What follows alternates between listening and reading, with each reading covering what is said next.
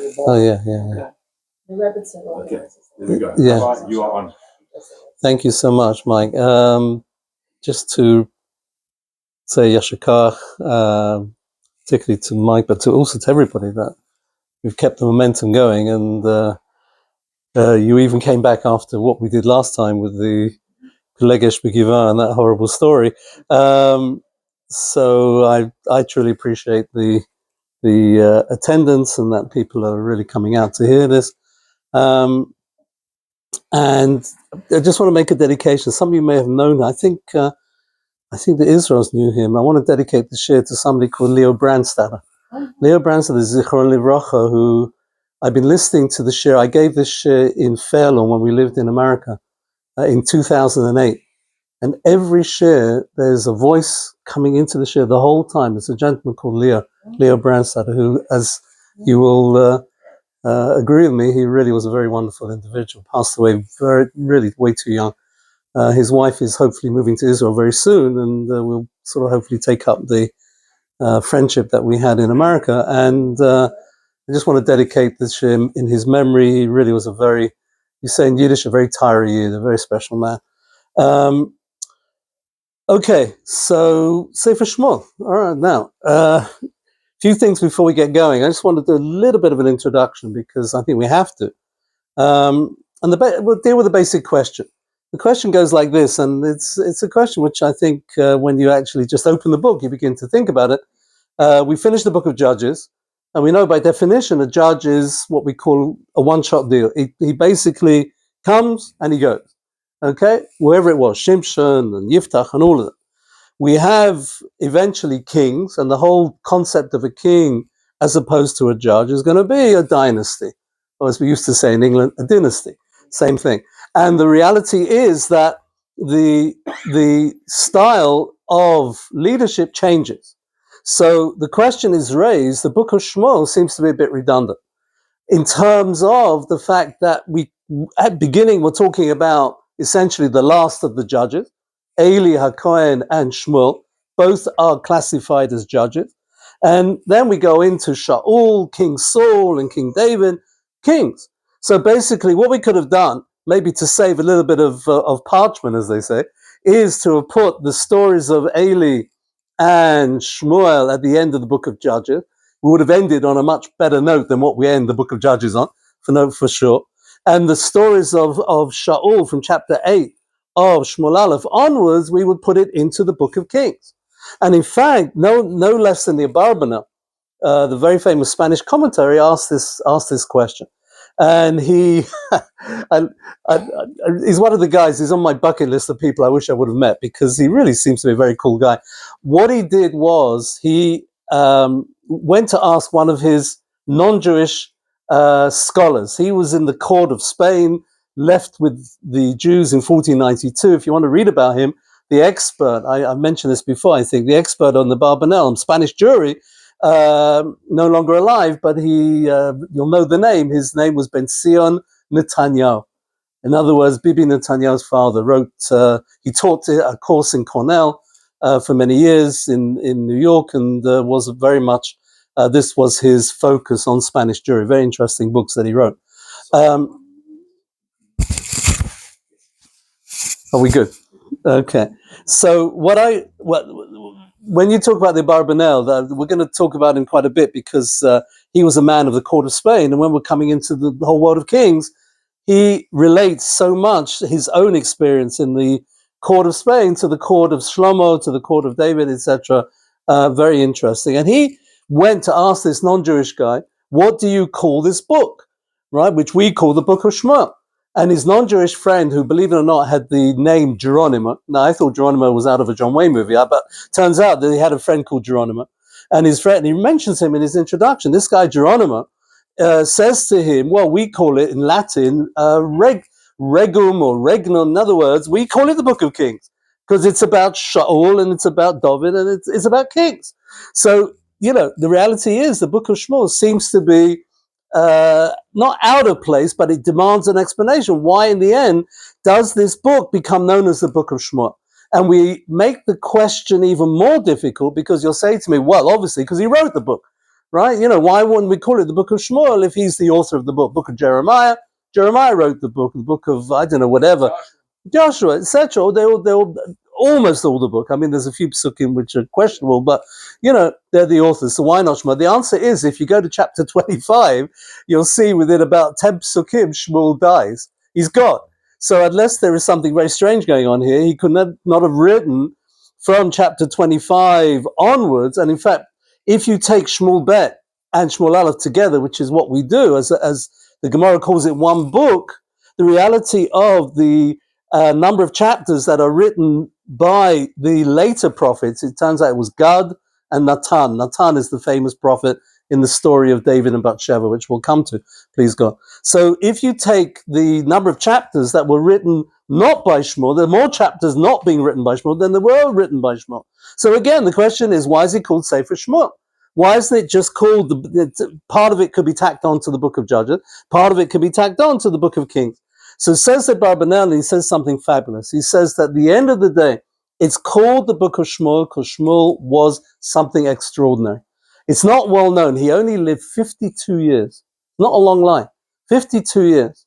And in those 52 years, he changed the world. He became the bridge from the world which I can only describe. We've learned the book of Judges, and we've seen what can only be called hefkerus, complete and utter pandemonium breaking out really all the time. When they had a judge, they were good. When they were up, they were up. When they were down, they were down. And when they didn't have a judge, it was a balagan. And from there, we get to the dynastic situation of kings.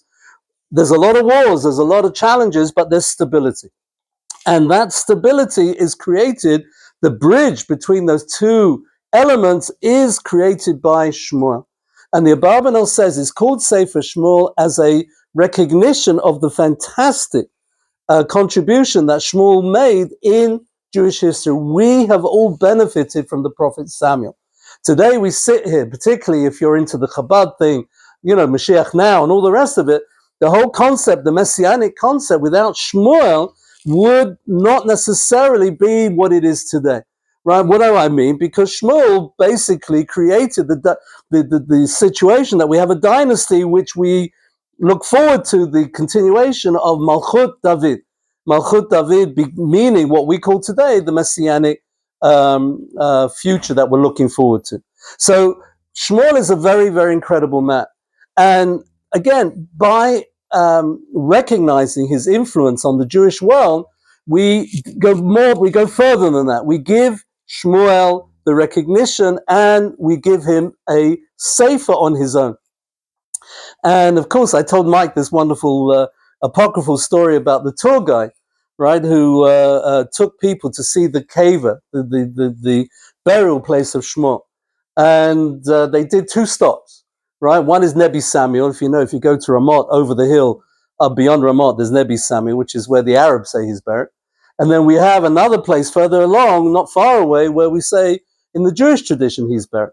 So they asked the tour guide, they said, no, what's going on here? There's two places. So he said, easy. One is Shmuel Aleph and one is Shmuel Bet. And that's the apocryphal story. The reality of it is that we believe Shmuel is one whole sefer, right? You can have Shmuel Aleph, Shmuel Bet, but it really is one whole book. And the influence, and this is the point I wanted to just bring out as an introduction, Shmuel's influence is extraordinary. But in order now to take it a stage further, to produce a Shmuel, we've got to look at where he came from. And one of the things that I think we all are aware of is the tremendous personality known as Chana, right? Many people study the Tfilat Chana. We'll see this really, I think it's a misnomer. It's not really very much of a tefillah when we actually read it. With the fact that she davened is in chapter 1. The Tfilat Chana is in chapter 2. But we'll come to all of that. But the reality is, what about his dad? What was his father like? In order to produce an incredible person, as we recognize that Shmuel is, and the moment you've got to take my word for it, but as we go along, you'll see what an amazing person he really is. We've got to go back a little bit into the family dynamic, and this is what we're going to do today. And the question, which I'm not going to answer specifically today, but I will leave you to think about, is the question I always challenge the students with on the first day, we all know that this is read as a Haftarah Rosh Hashanah. And everybody asks the question, why? What has it got to do with Rosh Hashanah? So the answer normally given is because it's about prayer, and Rosh Hashanah is a time of prayer. And, you sort of make a kind of schmoozy answer like that, which is fine. But we're going to try and show through this analysis of chapter 1 and a little bit of chapter 2 that there's a lot more going around the concept of Rosh Hashanah, what Rosh Hashanah means, what it boils down to, what it's meant to mean to us. And that comes out of reading this phenomenal story at the beginning of Sefer Shmuel. So that's the introduction. There's much more to say. If you want to read the Abarbanel, you can spend many hours reading him. It's a very, very long introduction, but that's what I wanted to say. I also just wanted to bring to your attention, if you haven't done so already, to sign up for the WhatsApp, because that makes it so much easier to send out sort of things that I'm going to use, text or whatever. And I'm trying very hard to send text. It may come in Hebrew, but I'm sending it with an English translation. At the moment, we're in the process of Mitzvah Hashem bringing out a book on Sefer Shmuel. And as you see from the thing I sent out here, this is a copy from the forthcoming book. So as you'll see, the Hebrew is there, but the translation goes together with the Hebrew. So every so often there will be stuff coming out, preparation for the shir. And if you don't read the Hebrew, it's not the end of the world. On the contrary, the English is equally as good, I hope, in terms of giving you the flavor and the idea of what we're going to be studying. So I just wanted to mention that, and I hope that's clear. We're going to start the Sefer, and there's a couple of things that, as I said, I want to give you the overview, to quote the Art Scroll, the overview of Elkana, the father of Shmuel. Before we even get to Chana and Penina, we have to think about Penina as well. We'll come to them in due course. We've got to do something, a little bit of analysis of Elkana. And it turns out that Elkana is a very, very interesting person, the father of Shmuel. We're going to have, I think, a little bit of mixed feelings about him. At least I do. A lot of people put Elkana on the pedestal, comparing him to Avram Avinu and to Moshe Rabbeinu. Yes, but I've got one reservation, as you'll see in a few minutes, and we may even get to it today. Have a look at this. This is beginning of Sefer Shmuel. Again, if you haven't got the book in front of you, if you have Sefaria, I mentioned it before, it's an app which you can download. It's unbelievable. The problem with Sefaria is that it really is overwhelming. There's absolutely a tremendous amount of information on there, and certainly the text is there to be followed. Listen to this. Vayihi. We start off the book of Shmuel. B'shad tova. Vayihi ish echad min haramatayim tzofim mehar Ephraim. This should ring bells, because the last story that we also had a mention of the Mount of Ephraim, right? They were traveling, the merry band of people, and the whole story of the Pelegesh, and they were going towards the direction of Har Ephraim. So we've got now a person coming from Har Ephraim, Mount of Ephraim, Ushmo Elkana ben Yerocham ben Eliu ben Tochu with a chet ben Suf Ephrati. And Rashi says this gentleman was such a special man. It turns out, Rashi points out right at the beginning that, if I'm not mistaken here, where does he say it right? Should say it right at the beginning. Here we go. Elkana Levi Hoya. He was a Levite. Now think about it for a second. The last two stories of the book of Shoftim were stories about Levites going in a very, very bad direction. The Pesel Micha, who was running the whole operation over there, the Levite turned out to be, as we mentioned, it was Moshe Rabbeinu's grandson, right? And if you weren't here for this Urim, you'd sort of refer back to it. We explained about that, and that's really a shock of the system.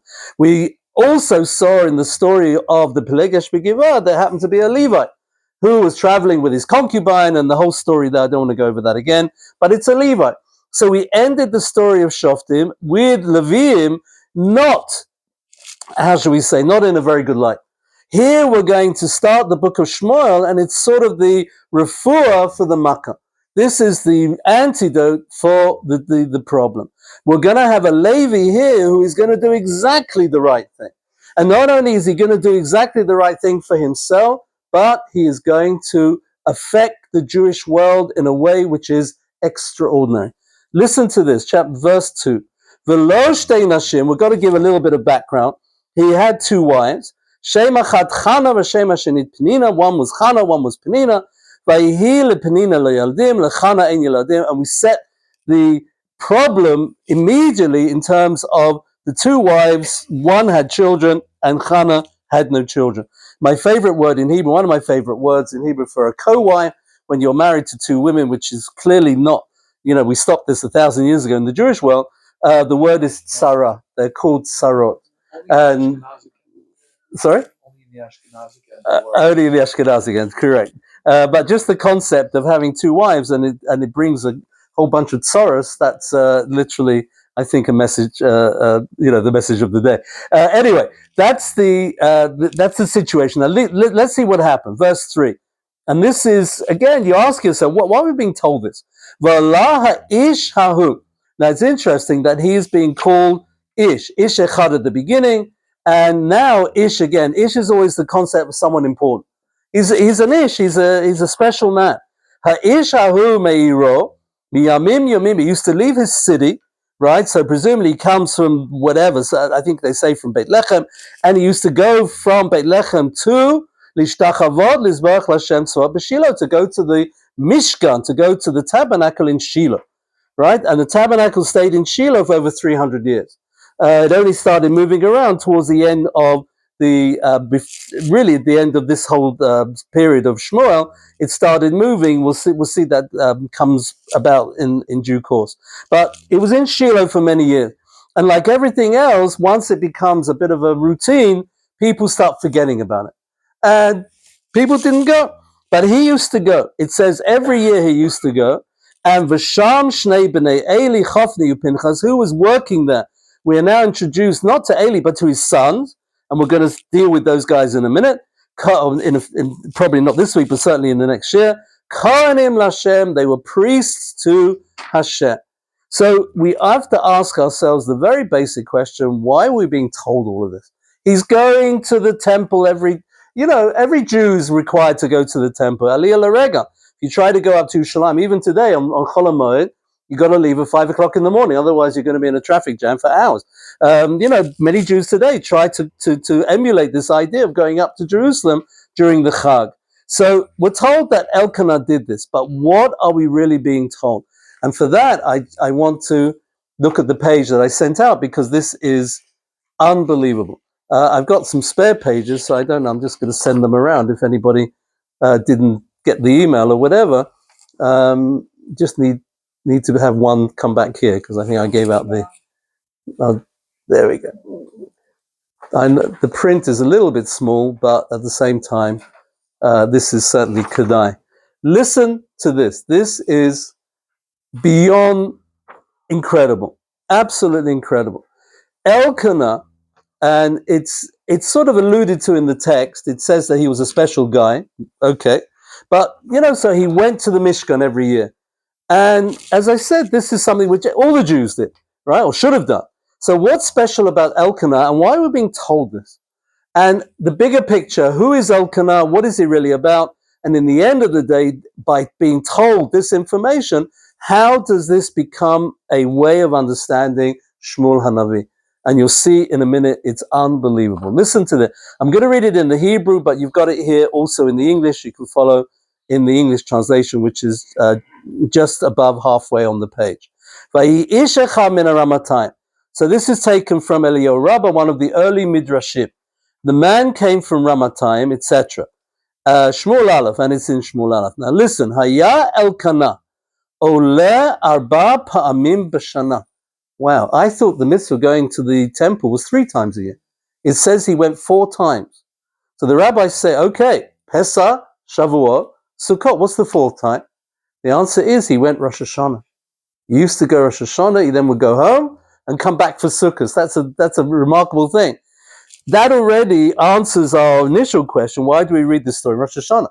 Turns out not only about Tefillah, but about Elkanah, actually, not only did he go and fulfill his obligation, he went Lifnim Mishurat Hadin. Instead of staying 3 times in Jerusalem, or in those days Shiloh, to go to the Mishkan, he would actually go an extra time. As you say in English, the extra mile.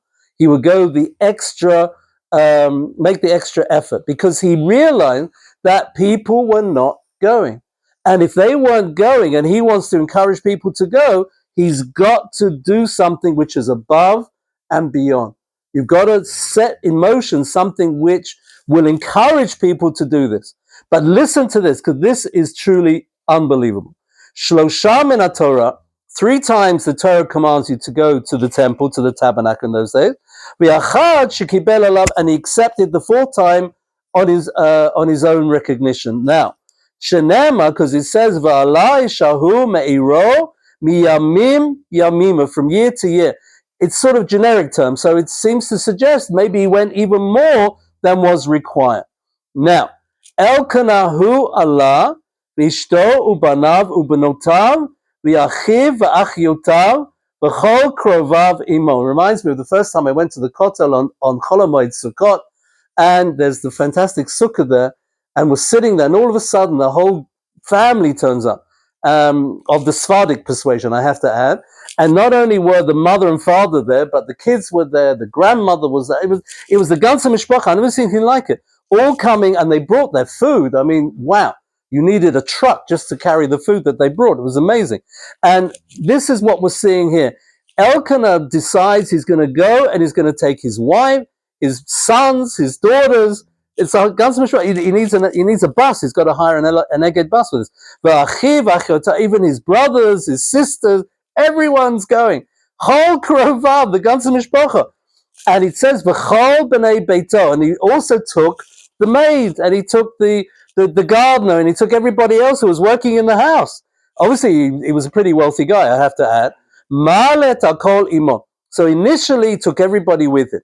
Now, Omar, he said, Shelo yilmedu derech avodah zara min ha-kananim u'min ha-posh'im. What happened was, he looked around and he saw that there were places of idolatry that existed going back into the days of Judges, and although maybe the Jews were not indulging, but the non-Jews were going there. And when they went to their idolatrous place, they took the whole mishpacha with them. So he didn't want a situation where it would be kind of a complaint against the Jews that they're going to their holiday with everybody, and we turn out maybe one member of the family.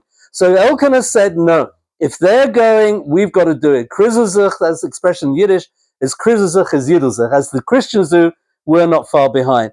And look what it says here. V'yasu davar shelo k'Torah. So he didn't want people to do things which were not necessarily according to Torah law. In other words, he didn't want there to be a complaint against the Jewish people. But he gets more than this.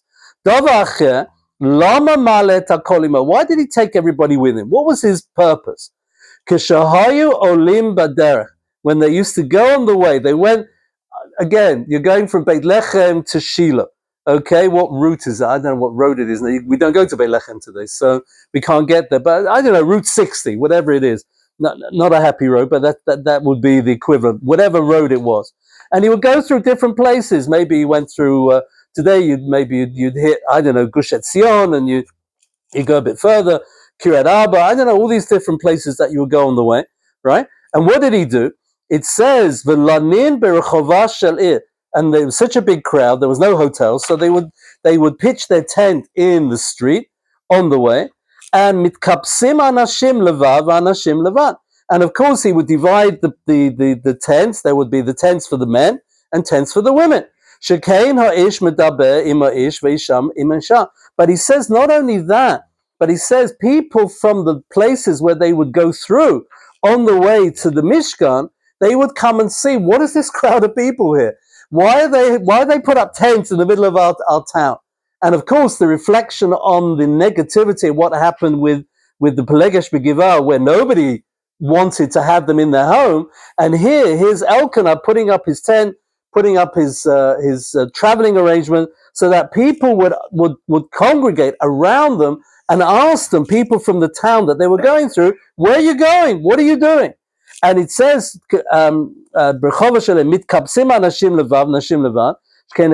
etc. Sorry, it's now this 1 to 5th line.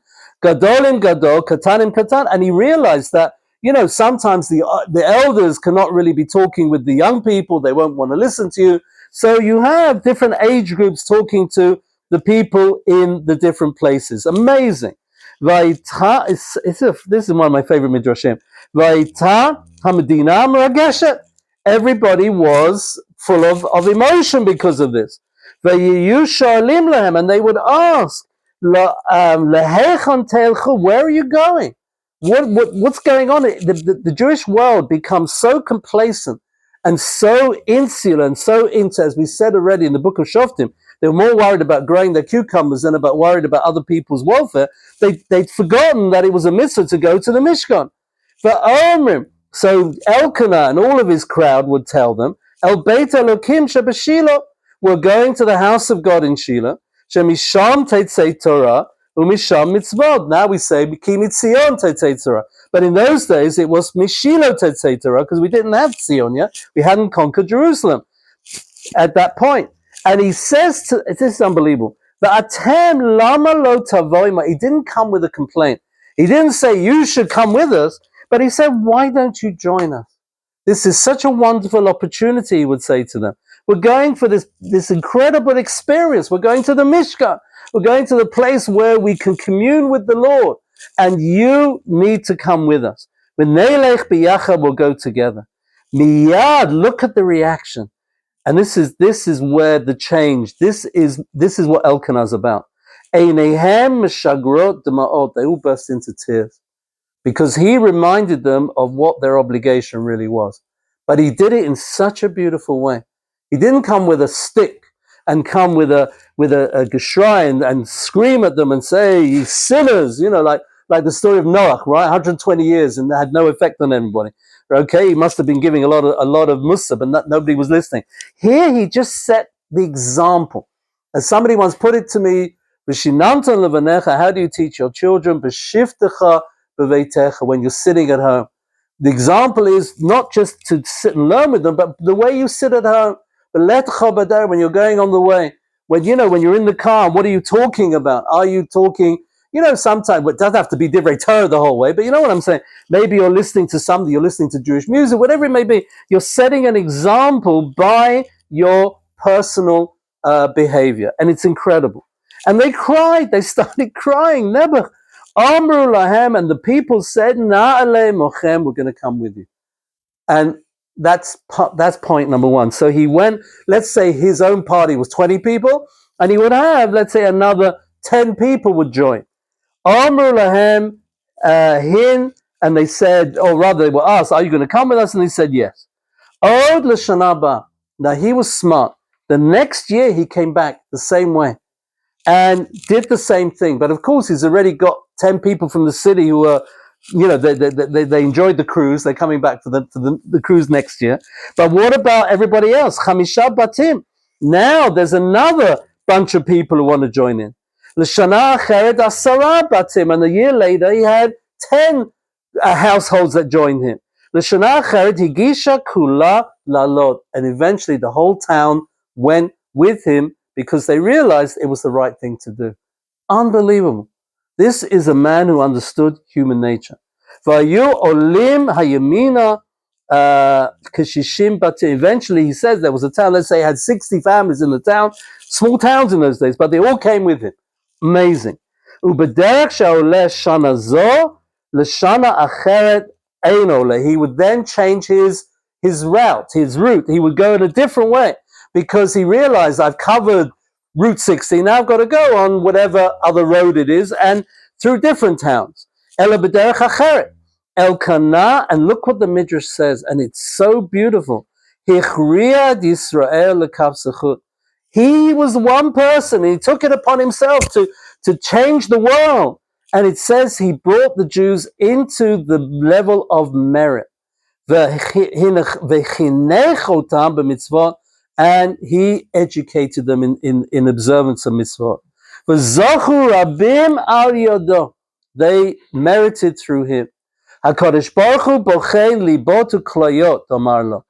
Bochen libot uklayot. God examines the motivation. And God saw amar lo Elkana, and he said to Elkana, a conversation with God, but whatever that means. Ad hichrata et Yisrael lekavsechut. You brought the Jews into merit. V'nachtem b'mitzvot, and you trained them to do these mitzvot. And this wasn't just one off. This was year after year, and eventually you can imagine not just hundreds, probably thousands of people would follow him. Amazing. V'zachu rabim al yadecha, and people were zocha because of you. They merited. Ani, and God promised him, Ani otzi mimcha bein, I'm going to promise you a child, shiachriat Yisrael lekavsechut. He'll bring the Jews into the balance of positive merit. V'yichanech otam b'mitzvot, he will train them in mitzvot, v'yizaker rabim al yada, and he will bring everybody into zechut, into merit. Unbelievable. This is Elkana. This is the home of Shmuel HaNavi. So you've got, on the one hand, the two wives, not such a great situation, as we will see, but you've got Elkana, whose whole purpose seems, apart from what he used to do the whole year round, but his focus of the year was to go and be, literally, I called him the Pied Piper. He would bring people from all over Eretz Israel with his personal example. It wasn't anything more than showing people this is what you should be doing, not telling them what they should be doing, but by doing it. He would go from place to place. He would show that people are coming with him, his family, the Bobbers and the Zaydas and everybody else, and the people really, really connected to that example. And God says to him, you brought Israel into merit. I'm going to present you with a son who's going to change the Jewish world. You change the Jewish world. You've changed it in your way. I'm going to bless you with a child that's going to change the Jewish world. And it's I always commented again. I remember telling the students, if you only came out to hear this midrash, it was worth coming out to hear it because it's so beautiful. It's so precious. All right. The students didn't like that comment because they had to be in class anyway, but that was their problem. But I can say it to you because you've come out specially to be here.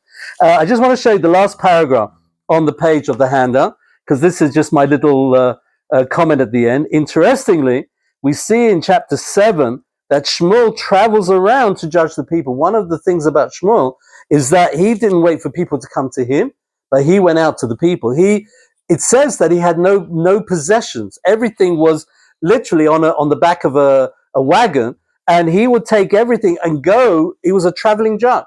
So he brought Torah to the masses. Where did he get that example from? Now we know. He saw his father every year.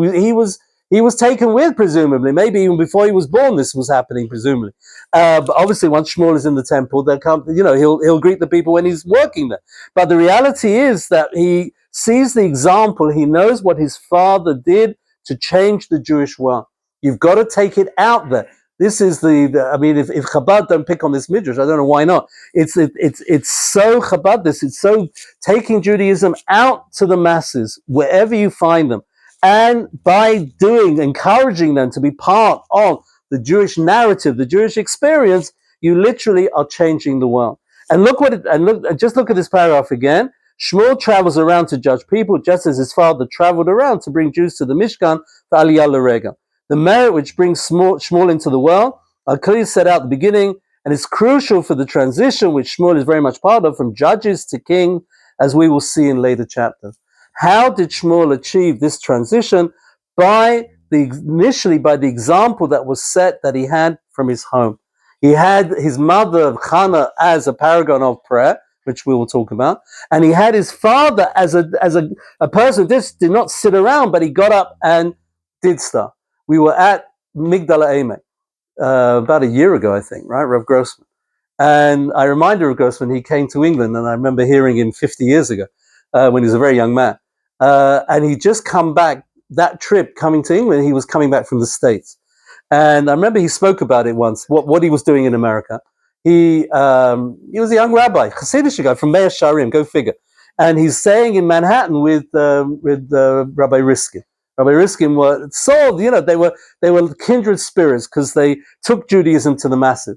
So they're sitting around on Friday night. I remember Rabbi Grossman telling this story. Shabbat Gazon, he's an amazing man. And he said to Rabbi Riskin, look, I'm here. I want to connect with the Jewish youth. Where are they? So Rabbi Riskin had to admit, this is Manhattan in the 70s, they're all in the discotheque down the road. There's quite a few discotheques going, and this was the 70s, and that whole genre was happening. So what did Rabbi Grossman say? No, let's go. Rabbi Riskin looked at him. I heard this story from Rabbi Riskin. He said, he thought he was crazy. You're going into a discotheque. You look like, you come out of as far as they're concerned, you'd be coming from outer space. There's a Chassidish guy from Mea Shearim. He said, we'll go.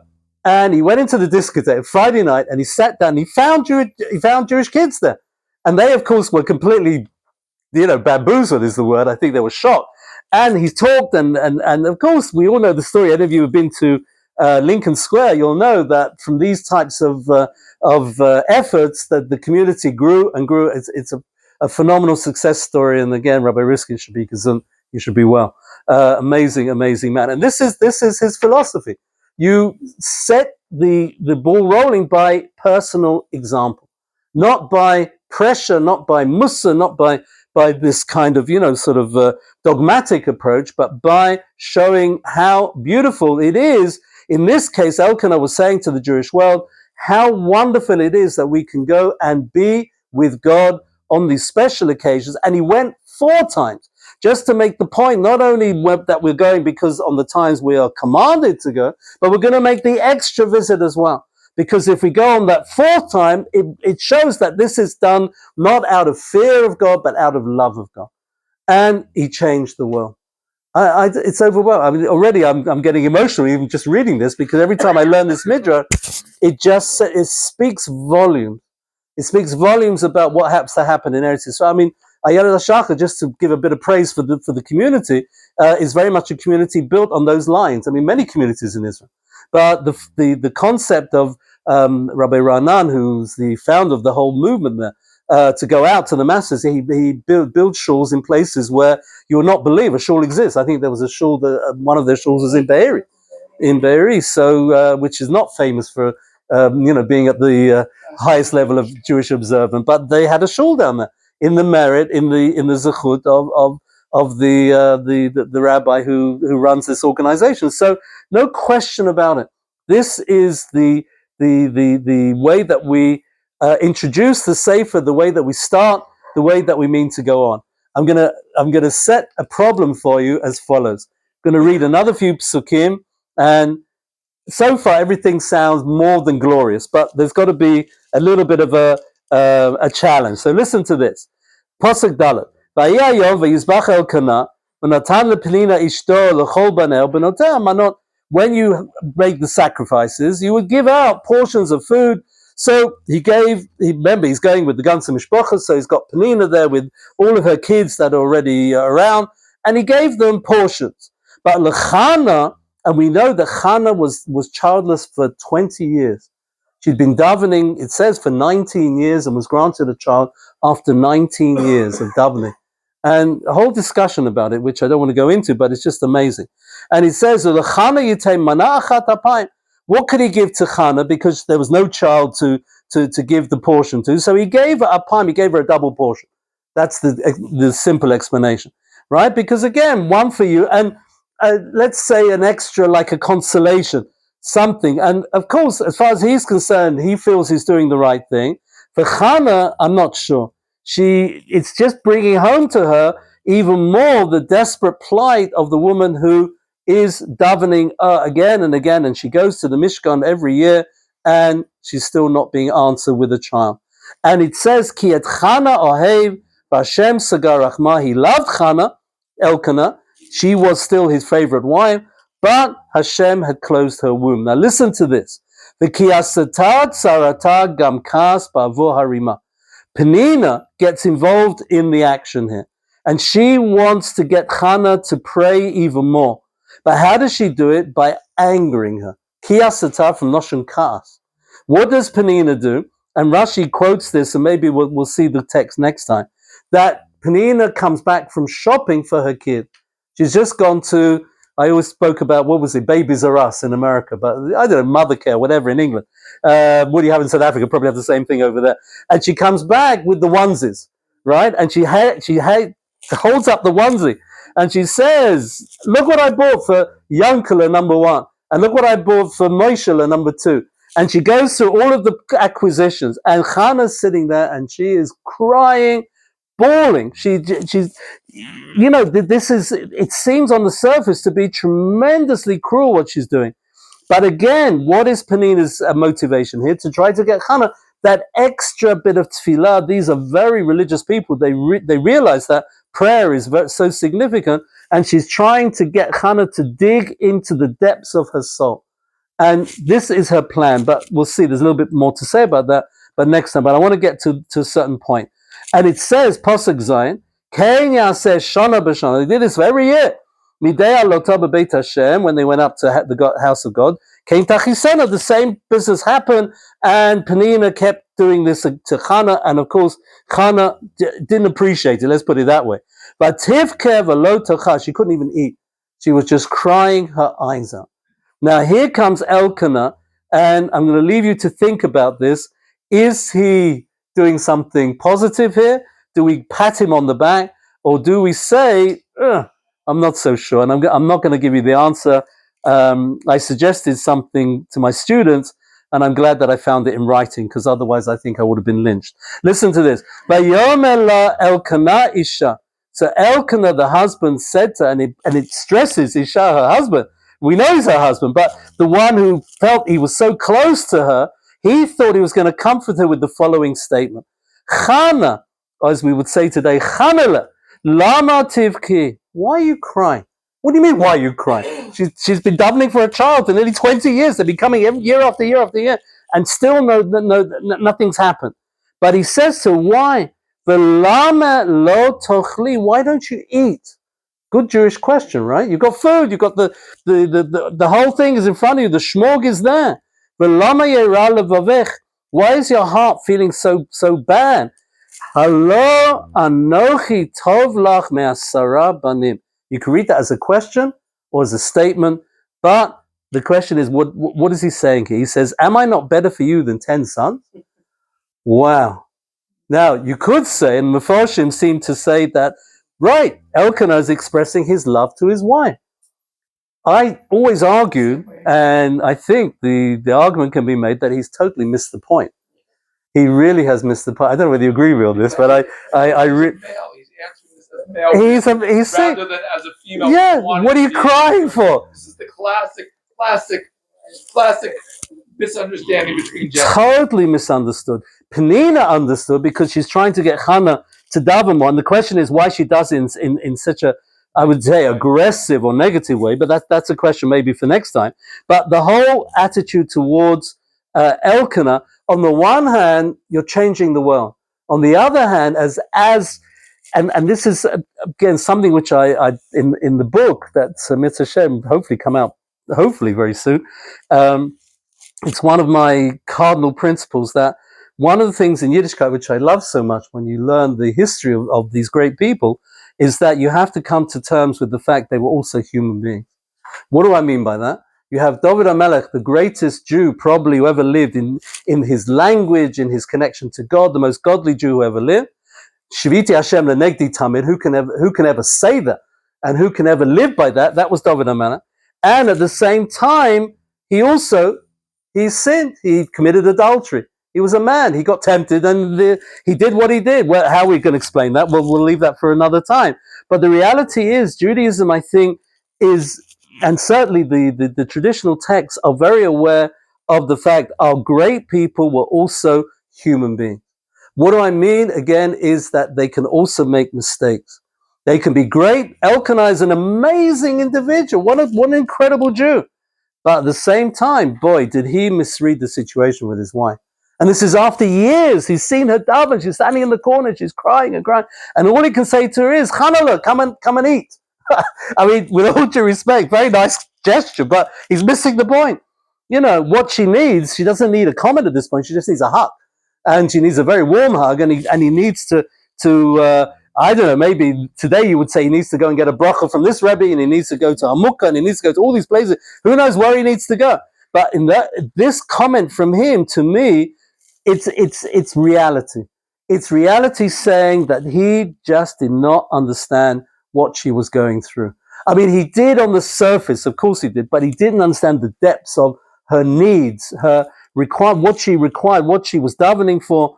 And we'll see Mitzvah Hashem next time, how she expressed herself in terms of what she said in her tefillah. We're given a little bit of an inkling here. Not necessarily in the verse, but certainly in the commentary. Rashi brings a lot of this. And Mitzvah Hashem will continue this. Again, just to summarize what we saw today, we saw incredible example of Elkana, truly unbelievable, right? Again, to get it done, you have to show, you got to do, you got to get up and go there. And I think that's a message to take away. And at the same time, the reality check of not really getting the message when it came to his interpersonal relationships, certainly not with Chana. Eventually, as you will see, he sort of gets it, but it takes him a bit longer to understand. What we'll see next time is the famous discussion about the Neder, the promise to bring Shmuel to the Mishkan. The question is asked, and I'll leave you to think about this: if Shmuel is a Levi, he's going to be in the Mishkan anyway. That's his job. So why did she make such a big thing of promising to take him to the Mishkan? He's going to go anyway. So that's and therefore, by definition, this becomes a challenge. What exactly is her promise, and what she says, all to be revealed, Mitzvah Hashem, in 2 weeks' time. Please God. Thank you, everybody. Yeah.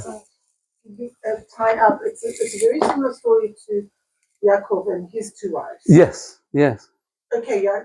The men's responses are completely different. Right. But where are the tie-ups between the two?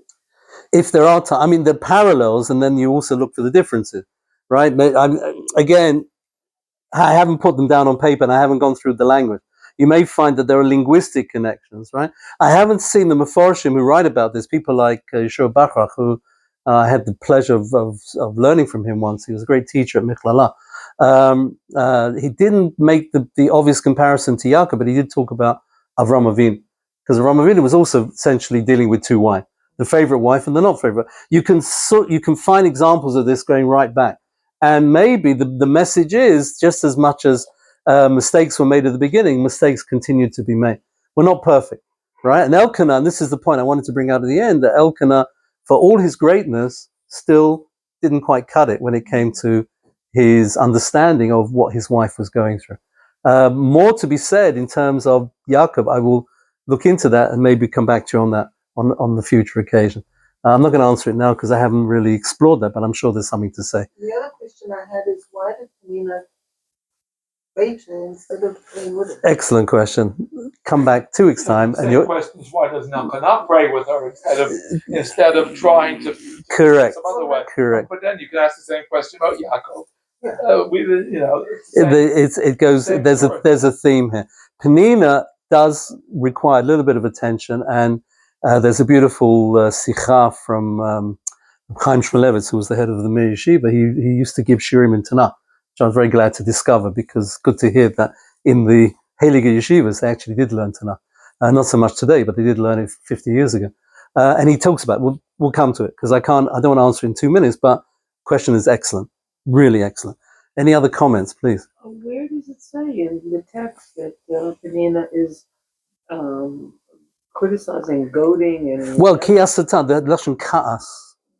Ka'as is always the idea of anger.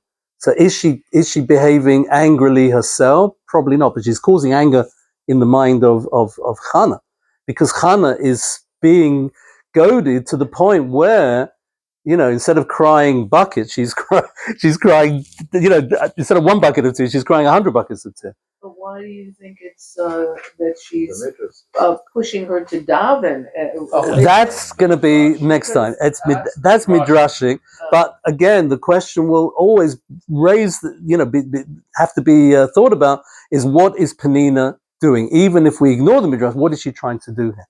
Well, I would think as a woman, it's obvious. Yeah. And there is, but the midrash embellishes it and gives Penina a status.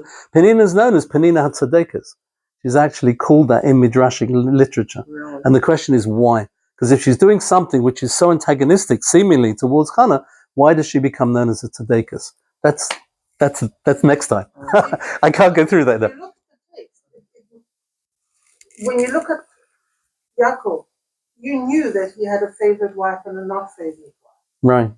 This doesn't say so. This says he had 2 wives. But It he puts him in says, an equal status. but he says he gives her the favorite portion. He gives her the favorite portion The favorite portion because she hasn't got children. to make up for it. That's one suggestion. It sounds like he's making up for It's a life. suggestion. There are other ways of looking at that. It could be. Yichol liot.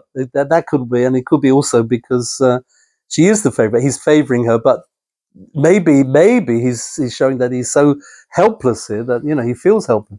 So what does he suggest that we do? Like all good men, go and have a steak. I mean, that's what you got to do. She gets the entrecôte. Makes you feel better. And Medina gets the hamburger. That's it. Exactly. And he's saying, It's not a double.